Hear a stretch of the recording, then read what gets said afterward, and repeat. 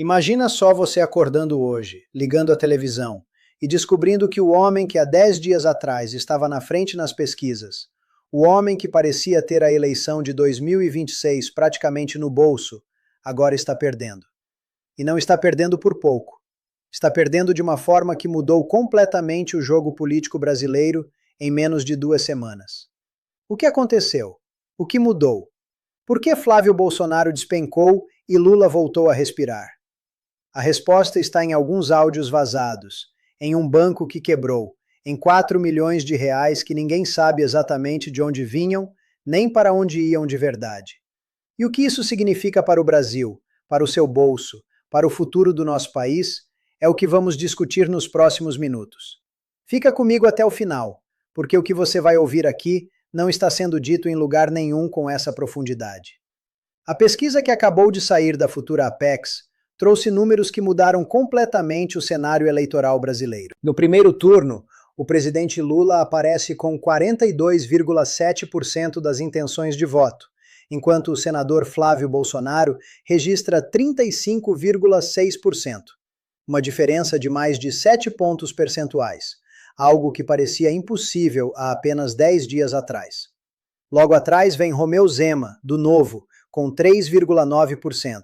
E Ronaldo Caiado, do PSD, com 3,3%. Os outros candidatos aparecem com números pequenos, quase irrelevantes neste momento. Renan Santos, do Missão, tem 1,7%. Cabo Daciolo, do Mobiliza, tem 1%. O professor Augusto Curiante registra 0,9%. E o ex-ministro Aldo Rebelo, da Democracia Cristã, fica com apenas 0,4%. Tem ainda 7,8% dos entrevistados que disseram que não votariam em ninguém, ou votariam em branco, ou anulariam o voto, e outros 2,8% que não sabem ou simplesmente não responderam. Mas o número mais impressionante vem quando olhamos o segundo turno.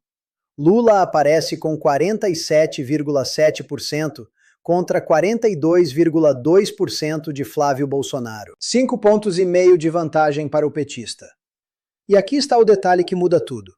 Há apenas 10 dias atrás, a situação era exatamente oposta. Flávio Bolsonaro tinha 46,9% e Lula tinha 44%. Ou seja, em menos de 2 semanas, houve uma virada de mais de 8 pontos percentuais. Isso não é uma flutuação normal de pesquisa. Isso não é uma variação dentro da margem de erro. Isso é um terremoto político. É algo que precisa ser explicado, porque variações dessa magnitude não acontecem do nada. Sempre há um motivo, sempre há um gatilho, sempre há um evento que serve como divisor de águas. E nós sabemos qual foi esse evento. Foram os áudios. Foram aqueles áudios que vazaram, mostrando supostas negociações entre Flávio Bolsonaro e o ex-banqueiro Daniel Vorcaro, do Banco Master, sobre 4 milhões de reais para financiar um filme sobre a vida do ex-presidente Jair Bolsonaro. Agora vamos olhar para um aspecto que considero fundamental nessa pesquisa, que é a rejeição. Porque numa eleição polarizada como essa, muitas vezes a rejeição importa mais do que a intenção de voto. Flávio Bolsonaro é o candidato mais rejeitado, com 47,7% dos eleitores dizendo que não votariam nele de jeito nenhum. Em seguida vem Lula, rejeitado por 44%. A primeira-dama Michele Bolsonaro, do PL, é rejeitada por 33,1%. Daciolo tem 15,6% de rejeição. Zema tem 14,3%. Caiado tem 13,6%. Renan Santos tem 11,5%. Aldo Rebelo tem 11,2%. E Augusto Cury tem 10%. Tem ainda 3,6% que rejeitam todos os candidatos e apenas 1,7% que não rejeitam ninguém. Esses números mostram uma coisa muito clara. O eleitorado brasileiro está dividido, está cansado, está desconfiado. A maioria das pessoas tem alguém que detesta com paixão. E quando você analisa esse tipo de número, percebe que estamos diante de uma eleição que vai ser decidida muito mais pelo voto contra alguém do que pelo voto a favor de alguém. Quando os entrevistados foram perguntados sobre em quem não votariam de jeito nenhum, os números ficam ainda mais reveladores. 52% dizem que não votariam em Flávio Bolsonaro de forma alguma. 47% dizem o mesmo sobre Lula. E o que isso nos diz? Diz que o teto eleitoral de Flávio Bolsonaro é mais baixo do que o teto de Lula. Diz que mais brasileiros já fecharam a porta para Flávio do que para Lula. E isso é decisivo numa disputa de segundo turno, onde você precisa ir buscar votos no campo adversário, no campo dos indecisos, no campo daqueles que estão cansados de tudo. Se mais da metade do eleitorado já disse que não vai votar em você de jeito nenhum, sua margem de manobra é muito pequena. E é exatamente isso que está acontecendo agora com a candidatura do senador Flávio Bolsonaro, depois do escândalo do Banco Master. Sobre os terceiros e quartos colocados, há um dado interessante. 30% dos entrevistados não sabem ou não conhecem Ronaldo Caiado, e 27% não conhecem Romeu Zema. Isso significa que existe um espaço enorme para uma terceira via crescer. Mas esse espaço, para crescer, precisaria de uma máquina política gigantesca, de muito dinheiro, de muita exposição. E nem Caiado nem Zema estão construindo essa máquina com a velocidade necessária. Ambos estão presos numa armadilha clássica da política brasileira, que é tentar atrair o eleitorado bolsonarista sem assumir explicitamente o radicalismo da família Bolsonaro. Resultado, ficam num limbo, sem conseguir conquistar o eleitorado moderado, nem o eleitorado mais à direita. E agora chegamos ao ponto central dessa pesquisa, que são os áudios. 71,5% dos entrevistados dizem que o vazamento dos áudios não mudou sua opinião sobre Flávio Bolsonaro. 18,7% dizem que mudou de forma negativa. E 6% dizem, surpreendentemente, que mudou de forma positiva. 3,4% não souberam ou não responderam. Mas atenção, aqui está o detalhe que muitos analistas estão ignorando. Aqueles 18,7% que mudaram de opinião negativamente são exatamente o grupo que decidiu a virada. Porque esse percentual é composto, em grande parte, por eleitores que estavam em cima do muro, por eleitores que poderiam votar em Flávio, mas tinham dúvidas, por eleitores que viam nele uma alternativa, mas que agora, depois dos áudios, decidiram que não dá. E quando você perde esse tipo de eleitor numa eleição polarizada, você perde tudo. 82% dos brasileiros já ouviram falar do escândalo do Banco Master. 82%. Isso é uma penetração midiática gigantesca. Isso significa que o assunto entrou nas conversas de bar, nas mesas de almoço de domingo, nos grupos de WhatsApp da família, nos comentários do Instagram. O escândalo virou parte do cotidiano brasileiro. E mesmo que 75% digam que o escândalo não muda sua intenção de voto, esses 25% que mudam de opinião são suficientes para virar uma eleição. 55% dos entrevistados acreditam que Lula é o maior beneficiário do vazamento.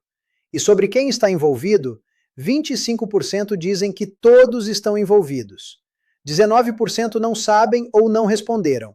17% apontam o Supremo Tribunal Federal como envolvido. Outros 17% apontam Flávio. E 11% apontam Lula. Agora, vamos parar um momento e pensar. Por que esses áudios vazaram exatamente agora? Quem teria interesse em vazar essa conversa? Quem ganha politicamente com isso? Vamos seguir o dinheiro, vamos seguir a lógica política. O Banco Master estava em crise há meses. Todo mundo na Faria Lima sabia disso. Daniel Vorcaro estava sendo investigado, estava sendo pressionado, estava perdendo terreno no sistema financeiro nacional. Quando uma pessoa nessa situação grava conversas com o senador da República, com o filho do ex-presidente, com o provável candidato da direita à presidência, ela está construindo um seguro. Está guardando munição para o caso de precisar negociar com a justiça, com a imprensa, com outros atores políticos. E esses áudios podem ter vazado por várias razões diferentes. Uma das hipóteses é que tenha sido o próprio Vorcaro, ou alguém próximo a ele, que vazou os áudios como uma forma de pressão. Como se dissesse, olha, se eu cair, eu não caio sozinho. Outra hipótese é que tenha sido um inimigo político de Flávio Bolsonaro dentro da própria direita, alguém que quer assumir o protagonismo na eleição de 2026 e que via no senador um obstáculo. Lembrem-se, há diversas figuras dentro do bolsonarismo que sonham em herdar o capital político da família. Tem Tarcísio, tem Eduardo Bolsonaro, tem o próprio Romeu Zema querendo ocupar esse espaço. Não é impossível imaginar que algum desses grupos tenha articulado o vazamento. Uma terceira hipótese, mais sofisticada, é que o vazamento tenha sido resultado de uma operação de inteligência financeira, talvez do próprio governo, talvez de órgãos de controle que estavam investigando o Banco Master há tempos e que esperaram o momento político certo para colocar as cartas na mesa. E tem uma quarta hipótese, que é a mais interessante de todas. Talvez o vazamento tenha sido uma operação de várias mãos. Talvez tenha sido um arranjo onde diferentes atores políticos viram benefício mútuo em deixar a bomba estourar agora. Pensem comigo. O governo Lula precisava de uma virada na narrativa, porque os indicadores econômicos, apesar de melhorarem, ainda não tinham se convertido em popularidade. O encontro com Trump havia ajudado, o programa Desenrola havia ajudado, mas faltava aquele empurrão final. Os áudios deram esse empurrão. Ao mesmo tempo, dentro da direita, há facções que se beneficiam com o enfraquecimento de Flávio Bolsonaro, porque isso abre espaço para outros nomes. E no sistema financeiro, há grupos que se beneficiam com a queda do Banco Master, porque eliminam um concorrente que estava operando de forma agressiva no mercado. Quando você junta todos esses interesses convergentes, fica fácil entender por que esse escândalo explodiu agora, e não antes nem depois. Mas vamos além. Vamos para a questão de fundo. 4 milhões de reais para financiar um filme sobre Jair Bolsonaro. O que isso revela sobre o estado atual da política brasileira? Revela que estamos diante de uma família política que transformou a memória do patriarca num produto comercial, que está usando a imagem do ex-presidente como ativo financeiro, que mistura política, entretenimento, mercado financeiro e patrimônio familiar numa mesma operação. E isso não é exclusividade dos Bolsonaros, é importante dizer. Isso é uma característica da política brasileira como um todo. A diferença é que os áudios pegaram a família Bolsonaro fazendo isso de forma explícita, documentada, comprovável. E para um movimento político que se vendeu como anticorrupção, como antissistema, como defensor da moral e dos bons costumes, esse tipo de exposição é devastador. Vamos olhar agora para o que isso significa para o Brasil, para o nosso país, para o nosso futuro coletivo. Em primeiro lugar, essa pesquisa indica que estamos caminhando para uma eleição muito polarizada, mas com um equilíbrio diferente do que se imaginava há poucas semanas. O lulismo, que parecia em decadência, volta a se mostrar resiliente. E o bolsonarismo, que parecia ter encontrado em Flávio um sucessor viável, mostra-se vulnerável aos escândalos que se acumulam. Isso muda a estratégia de todos os atores políticos. Muda a forma como o Congresso vai se posicionar nos próximos meses. Muda o cálculo dos governadores que pensam em se candidatar. Muda a postura do empresariado, que sempre tenta apoiar quem está vencendo. E muda, sobretudo, a expectativa dos investidores internacionais sobre o Brasil. Em segundo lugar, essa virada nas pesquisas reforça uma tendência que estamos observando há alguns meses, que é a recuperação da imagem do governo Lula. O programa Desenrola, que ajuda os endividados a renegociarem suas dívidas, está mostrando efeito eleitoral concreto. A pesquisa da Folha mostrou recentemente que uma parcela enorme do eleitorado brasileiro está endividada, e que as mulheres, que são maioria do eleitorado, têm um medo grande de aumentar esse endividamento.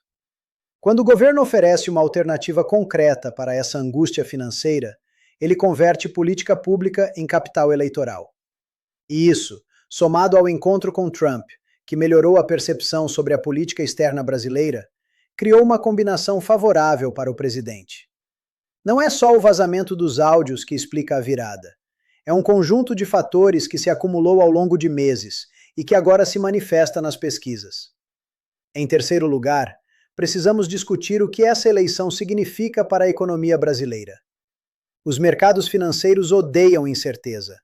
E nesse momento, com Flávio Bolsonaro envolvido num escândalo bancário, com o Banco Master em crise, com Lula recuperando popularidade, com o cenário internacional turbulento, a incerteza no Brasil aumenta. Isso pode levar a uma desvalorização do real, a uma alta dos juros futuros, a uma cautela maior dos investidores estrangeiros. Por outro lado, A possibilidade de uma reeleição de Lula, que muitos viam como improvável há algumas semanas, traz uma certa previsibilidade.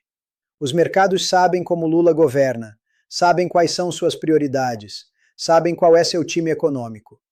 E essa previsibilidade pode acabar sendo precificada como algo positivo, dependendo de como o cenário evoluir.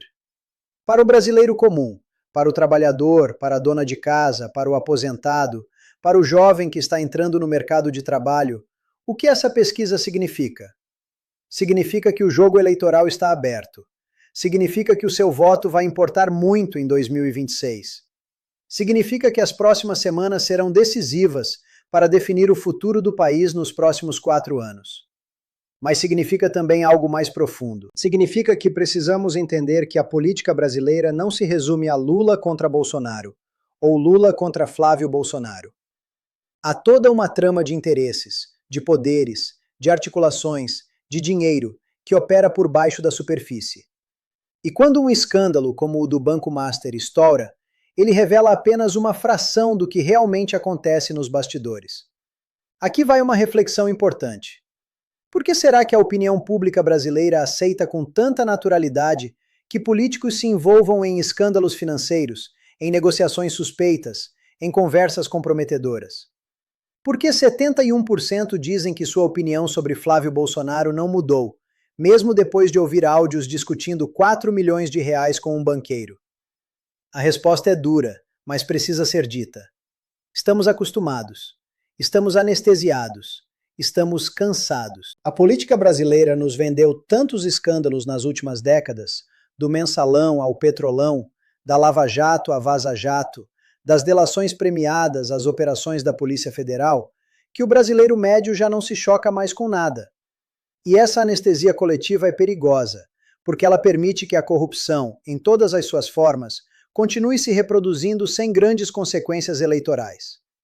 Mas a pesquisa também mostra algo esperançoso. Aqueles 18% que mudaram de opinião negativamente sobre Flávio Bolsonaro depois dos áudios representam uma parcela do eleitorado que ainda se importa, que ainda julga, que ainda decide com base em informação, que não está totalmente anestesiada. E essa parcela, embora pareça pequena, é decisiva. Porque numa eleição polarizada, os candidatos brigam pelo eleitor do meio, pelo eleitor que ainda pensa, pelo eleitor que ainda muda de opinião. E quando esse eleitor decide se afastar de você, sua candidatura entra em parafuso. Foi exatamente isso que aconteceu com Flávio Bolsonaro nos últimos 10 dias. Agora, vou fazer uma previsão. Acho que nas próximas semanas vamos ver uma reação muito forte do campo bolsonarista para tentar reverter essa narrativa. Vão tentar transformar Flávio em vítima. Vão tentar dizer que os áudios foram editados, manipulados, descontextualizados. Vão acusar o governo Lula de orquestrar o vazamento. Vão tentar usar o discurso da perseguição política para mobilizar a base. E é possível que tenham algum sucesso, porque a base bolsonarista é leal, é organizada, é apaixonada. Mas o problema é que esse tipo de estratégia tem um limite. Você só pode dizer que é vítima de perseguição política tantas vezes antes que o público comece a desconfiar. E o eleitorado brasileiro, embora cansado, não é burro. Ele percebe quando alguém está jogando uma cortina de fumaça para esconder problemas reais. Outra coisa que vai acontecer nas próximas semanas é uma tentativa do PL e dos aliados de Flávio Bolsonaro de buscar substitutos no plano B. Vão começar a aparecer movimentações para fortalecer outros nomes. Talvez Eduardo Bolsonaro, talvez Tarcísio, talvez algum nome novo que ainda não está no radar. Porque se as pesquisas continuarem mostrando essa queda, a direita vai precisar urgentemente encontrar um candidato viável. E isso pode gerar uma briga interna feia, com diferentes alas do bolsonarismo disputando o protagonismo. Quando isso acontece em qualquer campo político, o resultado é sempre o mesmo: fragmentação, perda de votos, perda de capacidade de articulação. Para o Brasil como um todo, essa situação tem implicações enormes. Em primeiro lugar, o Congresso vai se reorganizar. Parlamentares que estavam alinhados com a candidatura de Flávio Bolsonaro podem começar a se afastar, especialmente aqueles em estados onde Lula tem boa popularidade. Em segundo lugar, O governo Lula vai tentar aprovar reformas e medidas que estavam paradas, aproveitando o momento de fragilidade da oposição. Em terceiro lugar, o Supremo Tribunal Federal, que tem sido um ator político cada vez mais relevante, vai continuar tomando decisões importantes, e essas decisões serão lidas dentro desse novo contexto eleitoral. Em quarto lugar, as Forças Armadas, que ainda guardam alguma relação com o bolsonarismo, vão precisar reposicionar suas relações com o poder civil.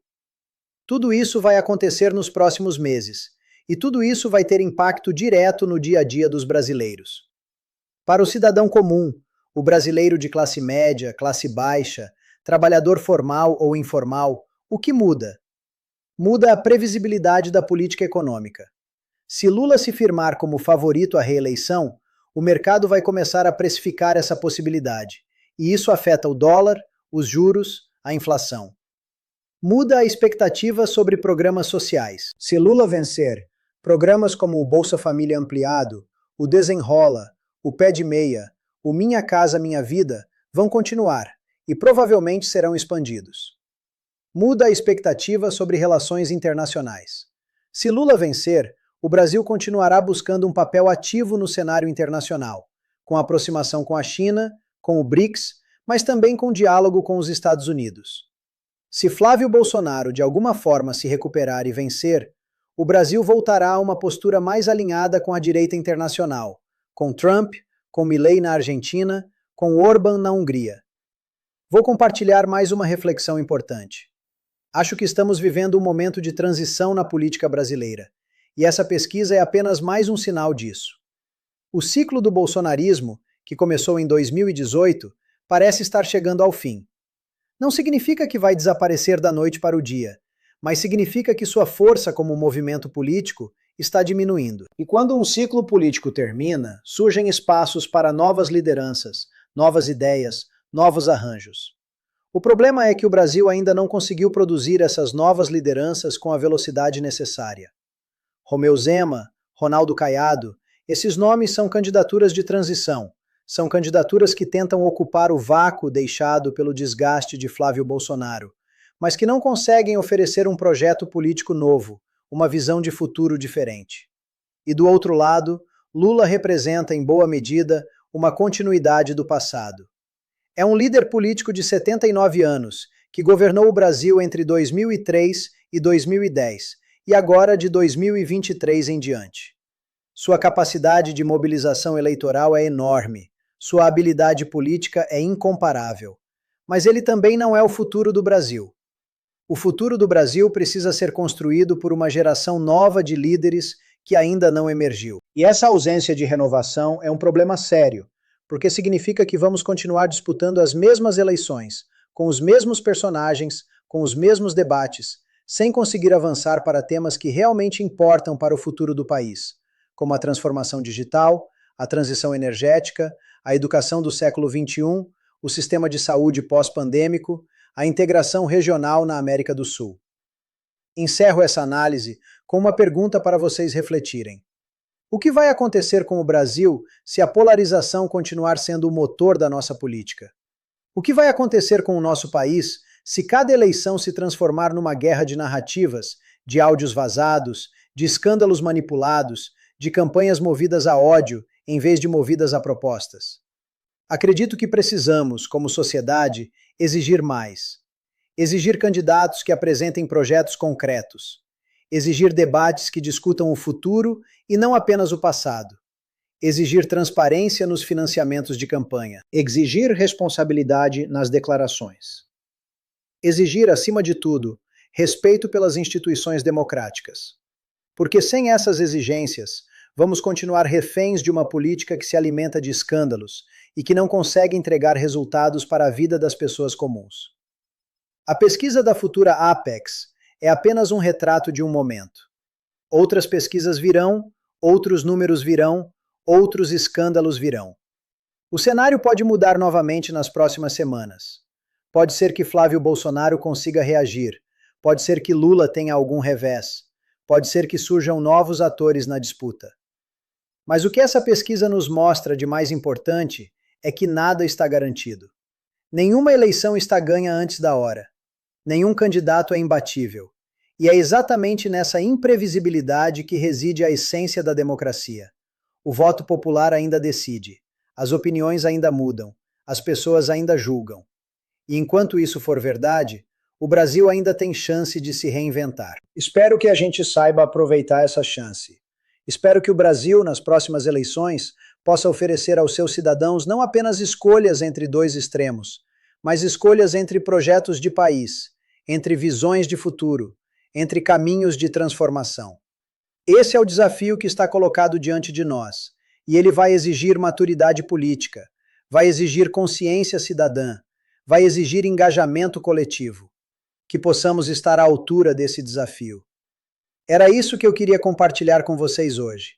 Até a próxima análise.